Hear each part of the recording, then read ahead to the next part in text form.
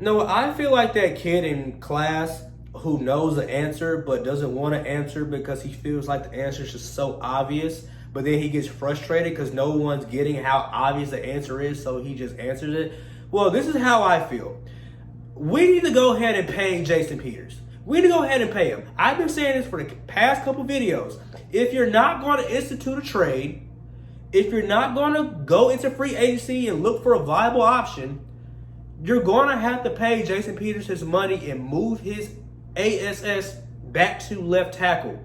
Because obviously, what I'm thinking about Matt Pryor at left tackle instead of right guard, where I originally wanted Matt Pryor and Joe Driscoll, it's just not working out because now we're getting reports from Eagles beats writers saying that Matt Pryor has been doing terrible today at left tackle. And this is just against guys like Joe Osman and Josh Sweat. Now, I know we shouldn't take too much into face with this just because it's camp and Matt Pryor's a good guy who wouldn't let Carson Wentz get hurt intentionally.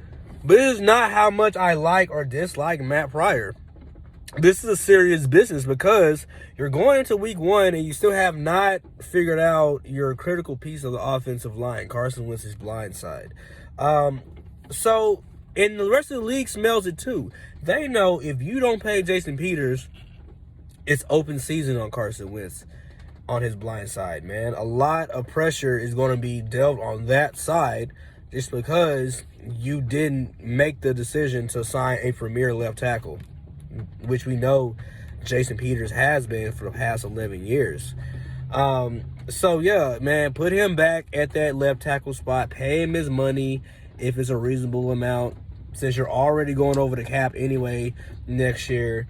And then rotate Joe Driscoll and Matt Pryor at that right guard spot, since you have yet to put any kind of trade news in the media that you're trading up for another premier lineman, which is something that we're going to need.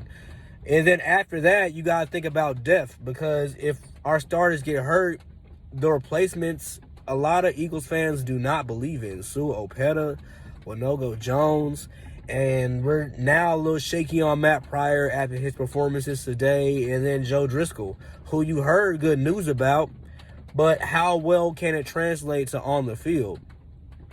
And then, like, another thing that I want to talk about, man, is the fact that we need to stop with this Leonard Fournette nonsense, man.